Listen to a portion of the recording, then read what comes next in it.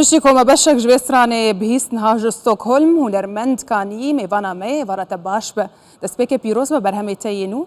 em ji bîroka vî berhemî dest pê dikin armanca te çi bû? سڵاو ئێوارەتان باش دەمەوێ سپاسی کەناڵەکەتان بکەم کە ئەم بابەتەتان بە گرنگ زانی دەمەوێت لە ڕێ ئەم بەرهەمەوە ڕۆژی جیهانی زمانی دایک پیرۆز بکەم ڕاستی بیرۆکەی ئەم کارە لەوە سەرچاوی گر کە بینی مامۆستایەک دەیەوێ قوتابەکانی خۆی فێری نووسین و خوێندنەوەی زمانی کوردی بکە و لەو ڕێەوە کە مافێکی سەرەتایی هەر مرۆڤێکە کە بتوانێت بە زمانی دایک بدوێ بەڵام لەسەر ئەوە سزا دەدرێت و دەخرێتە زیندانەوە لەبەرەوە ئەم بەرهەمە دەمەوێت پێشکەش بکەم بە زارە پێشکەشەکەم بە مامۆستا زارای محەممەدی و لەگەڵ ئەو زارانەی کە ناتوانن بە ئازادی لە نێو خاکی خۆیاندا بە زمانی شیرینی دایک بدوێن. بەێ ئەواز و تێکستێ vî berhemê ji alêkê hat بۆ ئامادەکردن gelo ئەگەر tu hindek zanyariya bideme بەڵێ پێم خۆشە زانیاری ئەوە بدەم کە شعری ئەم کارە خۆشەویست و بەڕێز کاک ناسری حسامی نووسیوێتی پاشان ئاوازی ئەم گۆرانیە لەلایەن کارزان مححمودەوە دانراوە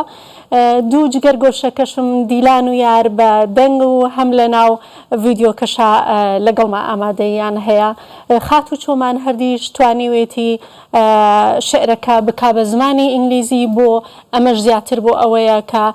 ملەتانی تری دنیا ئەوانەی کە هەمان کێشەی ئێمەیان هەیە کە بە ئازادی ناتوانن دەنگیان بێ بتوانن لەوێەوە لە موسیک ڤیددیۆکەی من لە کلیپەکەی من لە پەیامەکەی من باشتر بگەن. بەێ خانمکانی دووارێ زمان دەم دکارم بێژن کۆ کورتتانها نەگەشتنە ئارمانجاخوا مترسیە وندابوونا زمانی کوردی ئەم دکار بێژن کۆ هەم لە باکوور و لە ڕۆژهێلاتی کوردستانی ژی هەیە ژبەر کۆ دبخوازیانتە نەخوازە لەوەر زمانی کوردی نەفەرمیە ڕۆلا هونەرمەنداش بۆی ڤەژاندنا زمان و کەلتور چیە گەلو؟ بەڵێ بێگومان ئەوە هەمیشە کارێک کە بە موزیک پێشکەش دەکرێن نزیکتر ڕۆ دەچێتە ناو دڵی خەڵکەوە بۆیە منیژەم ڕۆ بە پێویستم زانی بەڕاستی کە لەم ڕۆژەیە دەنگم هەبێ کە لەم ڕۆژەیە هاوارم هەبێ هەڵبەتە کە هاواری من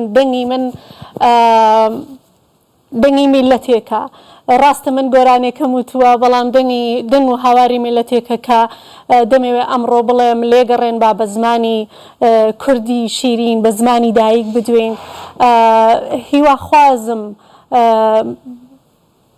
کە ئێمە بتوانین لە هەر چوار پارچی کوردستانە بتوانین ڕۆژێک بە ئازادی لە نێو خاکی خۆماندا بەڕاستی بە زمانی شیرینی دایک بدوێن.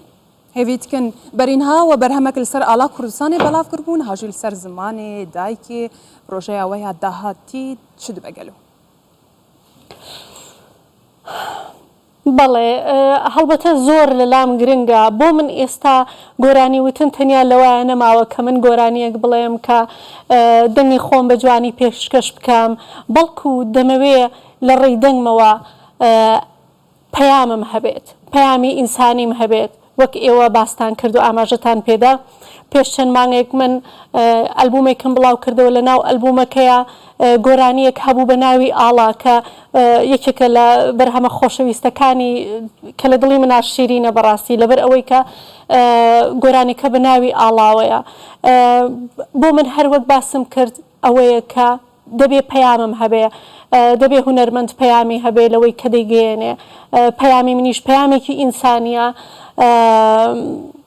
کە دەبێ ئاڵای خۆمان شەکاوە بێ کە دەبێ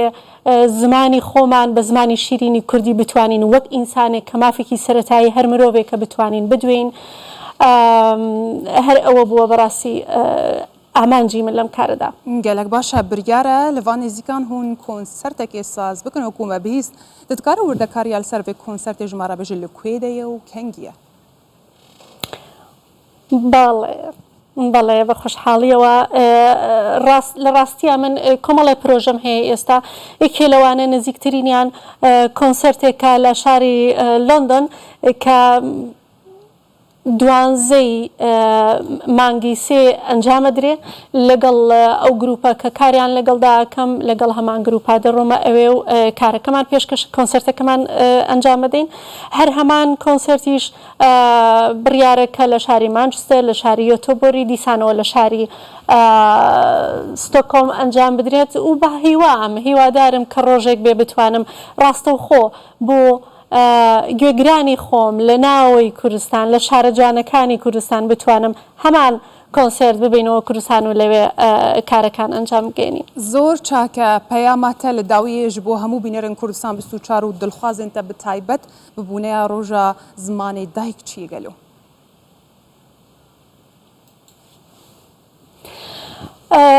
سپاستانەکەم دووبارە گرنگە من دیسانەوە دەیڵێم کە ئێمە پارێزگاری لە زمانی دایک بکەین هەر بۆیە لەم ڕۆژە داویستم کە دەنگم بێ وەکوتم دەنگی منیش دەنگی میلەتێکە کە ناتوانێ بە ئازادی لە هەر چوار پارچەی کوردستانە بتوانین هاوارمان بێ بتوانین گۆرانی بڵێین بتوانین مناڵەکانمان بە زمانی شیرینی کوردی بدوێن هەر ئەوەیە کە پارێزگاری بکەین لە زمانی شیرینی کوردی بۆ ئەوەی بتوانین فەرهەنگ و کللتوری خۆمان بپارێزین لەو ڕێەوە بەڕاستی گەلک باشە هونەرمەندکانیش ستۆکهۆلێ تو میوان ئەمە بووی گەلک سپاسش بوویتە